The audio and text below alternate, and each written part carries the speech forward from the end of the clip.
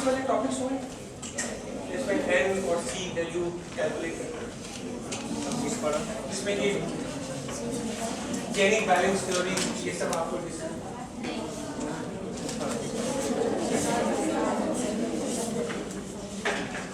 अभी कितनी क्लासेस हुई हैं आपको? आज लास्ट है।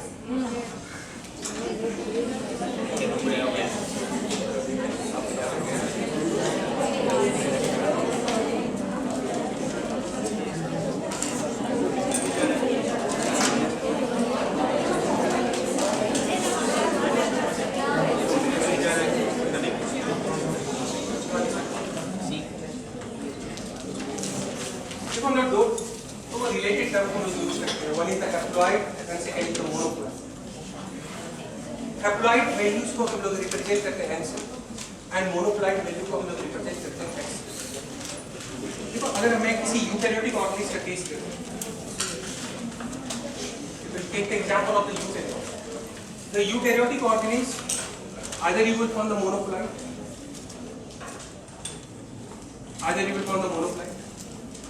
eukaryotic organism, or you will form the diploid,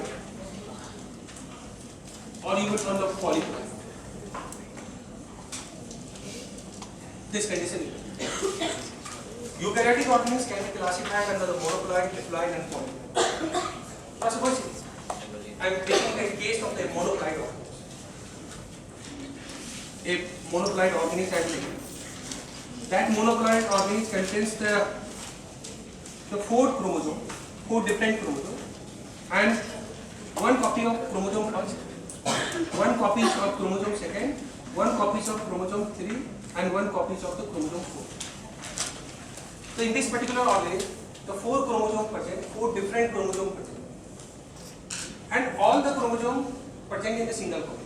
first number chromosome के आप एक कॉपी ले लो, सेकंड का एक, थर्ड का एक, फोर्थ का एक। इस पर्टिकुलर कंडीशन में हम कहेंगे कि the organism is monoploid, and in this condition जो वैल्यू होगा monoploid value that is the 4, और उस मोनोप्लॉइड कंडीशन को हम लोग रिप्रेजेंट करेंगे x।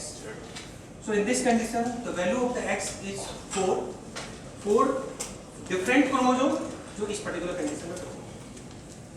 लेकिन जब आप इसी सिचुएशन को डिप्लॉयड कंडीशन के तौर पर डिस्क्राइब करेंगे, तो डिप्लॉयड कंडीशन में हम कहेंगे कि दिस पर्टिकुलर जो है सेल, फर्स्ट नंबर क्रोमोसोम के 2 copies, then 2 copies of the second, 2 copies of the third, and 2 copies of the fourth you will get. So every chromosome have the 2 copy.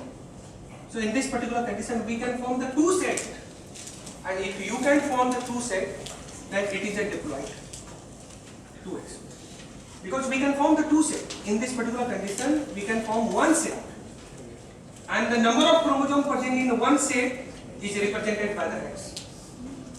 We can form only 1 set, and the number of chromosomes present in 1 set is represented by the x, and here the value of the x is 4. But in this particular condition you can form the 2 set. First number chromosome की एक copy, second का एक copy, third का एक copy, fourth का एक copy लेकर आपने एक सेट लिया, and you can form maximum 2 set, and 1 set में जो क्रोमोसोम के नंबर होते हैं उसको x से रिप्रेजेंट करते हैं, and we can form the 2 set. It means it is the 2x, and 2x is equal to 8. Polyploid. If suppose this is the x, this is the 2x, it is more than 2x. If it is more than 2x, now suppose first number chromosome के 3 copy ले लो, second number chromosome के 3 copy, third number chromosome के 3 copy, and fourth number chromosome के 3 copy. How many set we can form? We can form the 4 set या 3 set. By taking the first number chromosome 1 copy, second 1 copy, third 1 copy, fourth 1 copy, we can form the 1 set.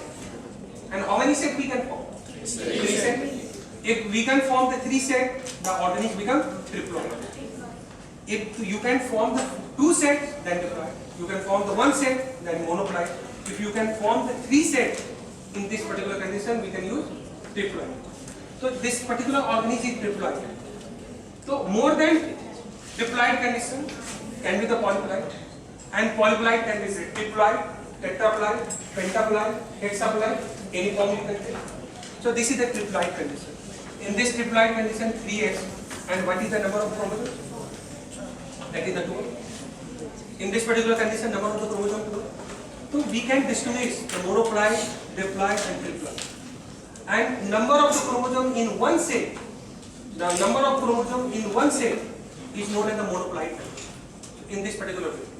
But there is a differences in the term monoploid and haploid. The haploid terms used to denote the number of the chromosome present in the gamete.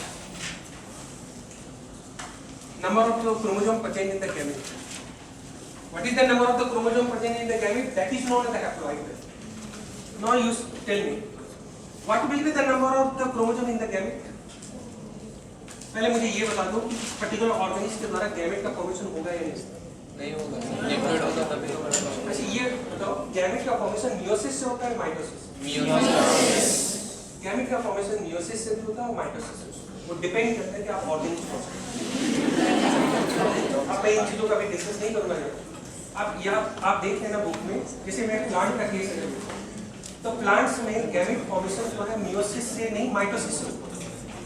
Animal के case में gamete formation meiosis से हम लोग शुरू करते हैं। लेकिन अगर आपने पढ़ा भी होगा 10th क्लास में, जैसे ब्रायोफाइट्स के प्लांट थे, तो ब्रायोफाइट्स के प्लांट में जो गैमेटोफिलिक बॉडी होता है, that is responsible for the formation of gamete, और वहाँ गैमेट का फॉर्मेशन हम लोग माइटोसिस से होता है। तो गैमेट फॉर्मेशन यहाँ भी हो सकता है, लेकिन यहाँ गैमेट का फॉर्मेशन मियोसिस से नहीं बल्कि माइटोसिस से।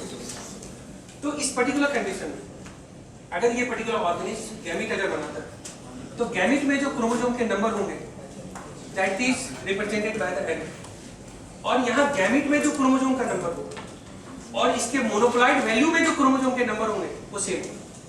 तो जितने भी मोनोप्लॉइड ऑर्गेनिज्म है वहाँ जो मोनोप्लॉइड वैल्यूज का जो नंबर हम लोग शो करते हैं और गैमेट में जो क्रोमोसोम के नंबर शो करते हैं वो दोनों सेम होते हैं।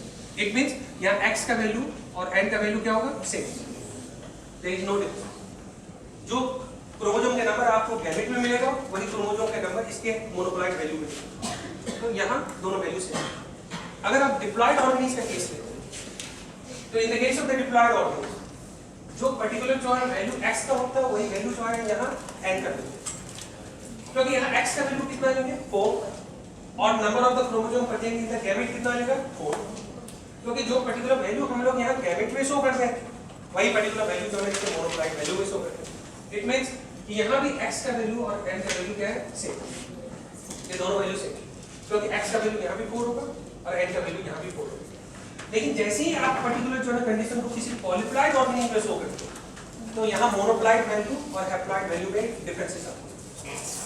मैं एग्जांपल के तौर पर ये अगर एक टेट्राप्लॉइड लेता, तो टेट्राप्लॉइड लेता तो हर एक क्रोमोसोम के 4 कॉपी शो करते, 4 कॉपी शो करते। इस पर्टिकुलर कंडीशन में कहते हैं 4x इक्वल टू कितना? 60। What is the value of the x? 4. X का value. And what is the value of the chromosome in the gamete? जितना क्रोमोसोम है उसका हाफ हो जाएगा गैमेट में, जितना है उनका हाफ शो करेंगे। अब आप फर्स्ट नंबर क्रोमोसोम के 4 कॉपी है तो 2 कॉपी होगा, सेकंड नंबर क्रोमोसोम के 4 कॉपी है तो 2 कॉपी होगा। तो यहाँ क्रोमोसोम में क्रोमोसोम के नंबर आप गैमेट में कितना शो करोगे? ये टोटल कितने हैं? और क्रोमोसोम का नंबर जो है गैमेट में कितना होगा? 8। तो here the value of n and value of x is different. तो ये ध्यान में रहे कि जब आप किसी पर्टिकुलर जो है ऑर्गेनिक मोनोप्लॉइड, डिप्लॉइड और पॉलीप्लॉइड वैल्यू को शो करते हैं, तो better you represent in term of the x, 2x and more than 2x.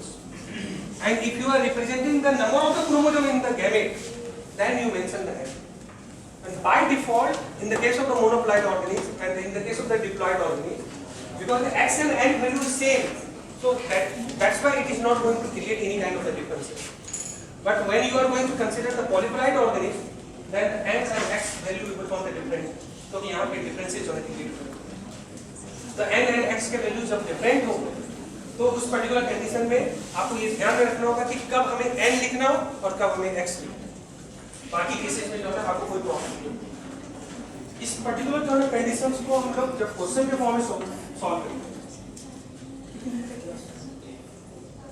430